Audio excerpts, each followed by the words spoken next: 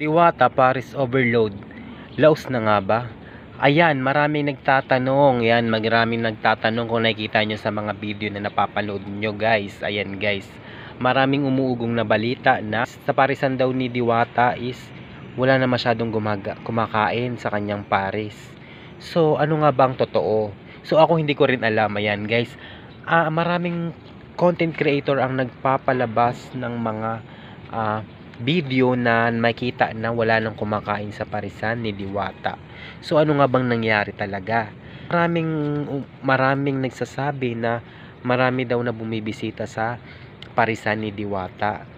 At marami daw na content creator na nagbablog doon sa kanyang parisan. So sa base sa aking napanood sa mga video na ito munang unahin natin guys. Merong isang lalaki na nagbibideo. So ngayon, kunwari araw ng birthday niya ngayon. So parang nagpapa-shoutout lang naman siya or ipapa-mention lang siya na birthday niya ngayong araw na to.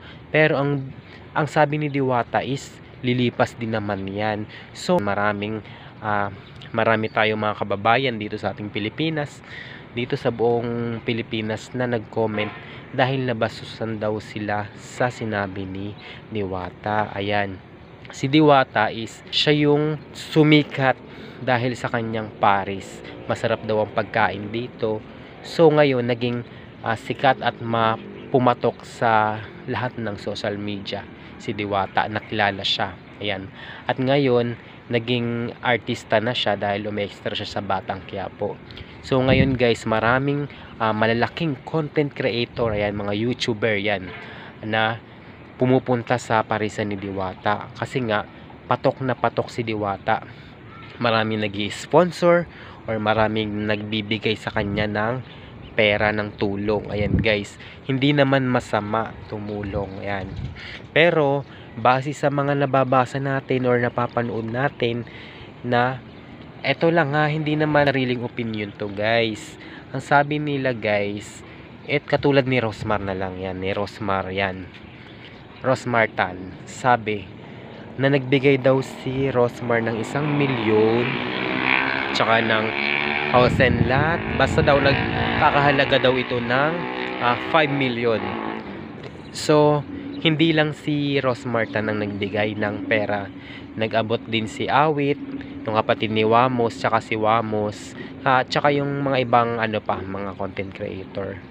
So ngayon guys, ang giging problema lang dito sa naging issue kay Diwata is yung mga small content creator daw na gustong, ayan, katulad niyan, gustong magpa-picture or parang collaboration or kinakausap si Diwata is hindi daw pinapansin ni Diwata.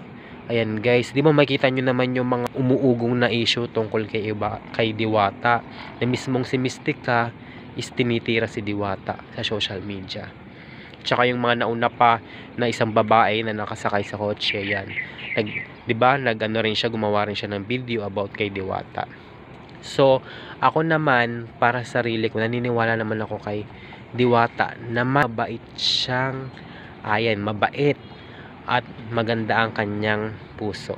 Pero guys, ang base kasi sa mga comment ng ating mga netizens is si Diwata daw is lumalaki na ang kanyang ulo dahil nga sa sobrang sikat niya na ngayon is nakakalimutan niya na daw yung kanyang dating ugali. Kumbaga kung ano siya noon na nakilala siya habang siya sumisikat is nawawala daw, mas naging malaki na, kumbaga ganun daw. Nakakalimot na daw siya sa mga